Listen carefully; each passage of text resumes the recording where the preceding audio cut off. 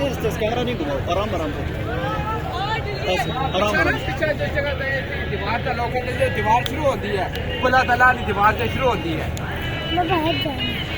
हाँ तुसी किथे हो?